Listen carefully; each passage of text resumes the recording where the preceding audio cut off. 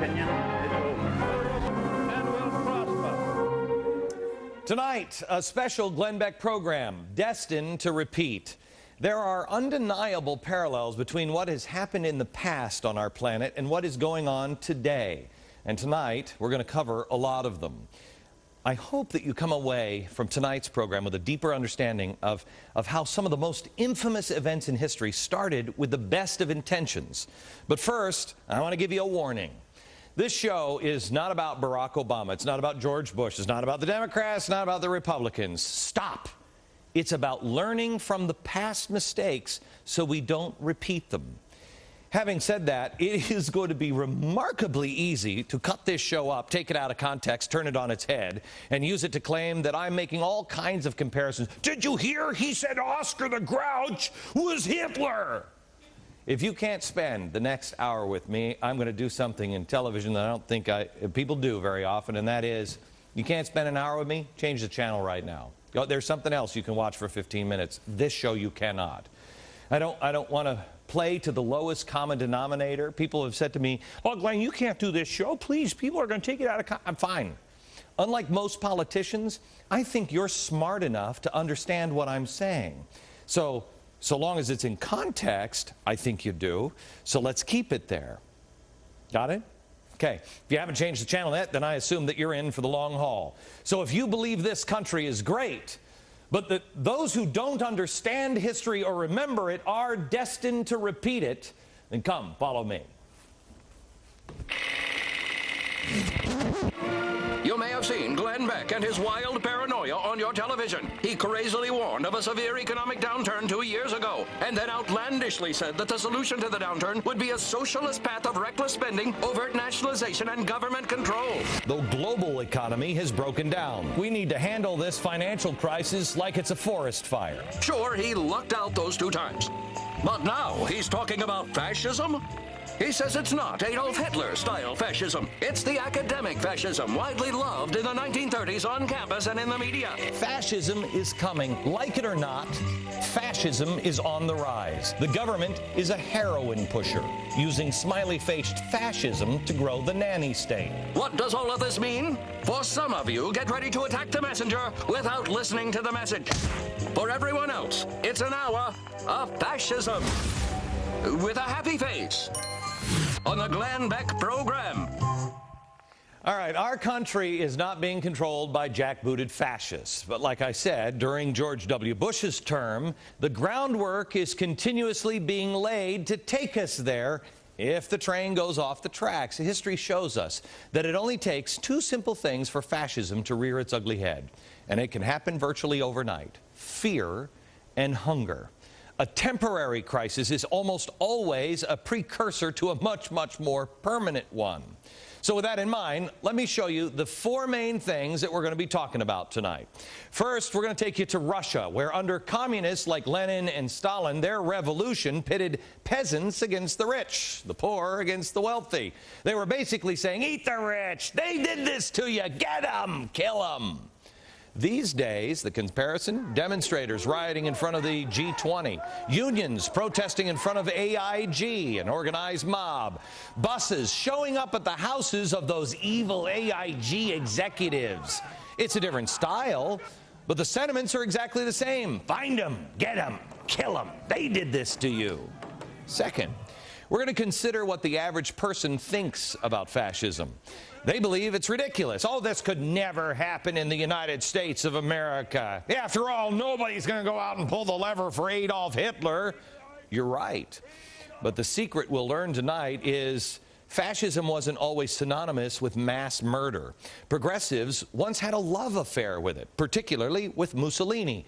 I don't think this love affair has gone away, although the Mussolini part has.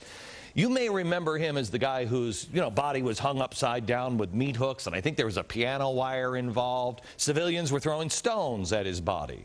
But before that, he had lots of admirers over there and here as well, including Irving Berlin, Cole Porter, comic Will Rogers, who said, I'm pretty high on that bird.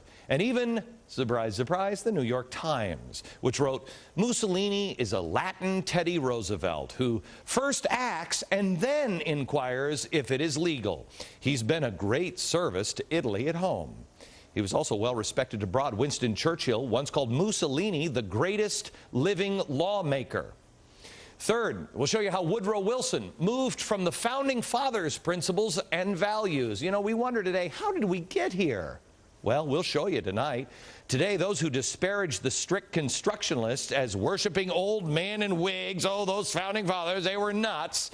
They're building on what the progressives started at the top of last century. And the fourth topic tonight is the Great Depression.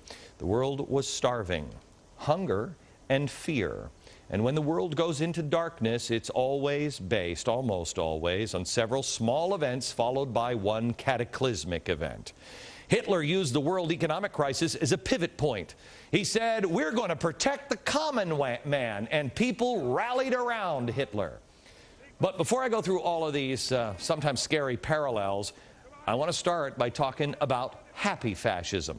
Robert Galately is with us tonight. He is the author of Stalin, Lenin, and Hitler. And we have Jonah Goldberg. He's the author of Liberal Fascism. And Amity Shlaes, author of The Forgotten Man. Also one other person, R.J. Pestrito. He is the author of a great book, Changed My Perspective on, in fact, all of these people helped change my perspective on things. I hope they do the same for you. Woodrow Wilson and the Roots of Modern Liberalism. Hi, guys. Hey. Let's talk fascism. First of all, I guess, Jonah, I want to start with you. Your book is Liberal Fascism, and it's really kind of the first voyage into this world for me. We don't even know our history.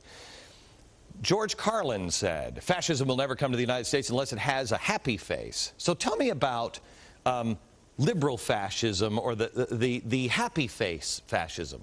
Right. Well, I mean, I think, first of all, it's important to remember that you're right, that we associate fascism with genocidal racism, right? The Holocaust. And I would not want to diminish the moral power of the Holocaust in the slightest. But what we tend to do is play the movie backwards. And we seem to think that everything that came before the Holocaust is really associated with it. And the reality is, for example, and I'm not saying this to defend Mussolini or Italian fascism, I don't like either, but you know, Jews were overrepresented in the Italian Fascist Party from its founding until 1938, when the Nazis basically had to bully the Italians into dropping them. Mussolini denounced Hitlerite fascism as 100% racism, saying that, you know, we could never have anything to do with it. He hated him. Right. So the idea that fascism means racism is really a glossing over. My Uncle Leo, I think he's 91. He is from Italy. The family saw what was coming, and so they sent him. He was the only one they sent over to the United States. He fought on our side. He was always at the front of the boat. He landed on the beaches on D-Day. He was always on the front of the boat because they always wondered he's probably a spy, because he was just off the boat. He told me, this was about a month ago, we were in a restaurant and we were talking about fascism, and he said, let me tell you, I don't care what anyone says, oh, Mussolini was a good man. And I'm like, okay, Leo, keep your voice down, will you? I mean, the people in Italy liked him. Why? They loved him. They thought he was the savior of Italy in many ways. Italy was in a world of chaos. He was one of the first serious youth leaders on the world stage. The Italian fascists considered themselves a youth movement, much as the Nazis did. He was an international sex youth movement. A youth movement. They considered themselves leaders of a new generation that has come up that were, you know, they were the Pepsi generation of their day. And Mussolini was astoundingly, I think, from our standards today, a sex symbol. When the government needed gold from the people, I think 250,000 housewives sent their gold wedding rings in to be melted down. They were so devoted to the man. And in terms of happy fascism, I think the point here is that fascism, you know, today we seem to think of fascism that, oh, well, you know, during World War II, there were a bunch of people who decided to be villains in World War II movies for the rest of time, and they were the bad guys.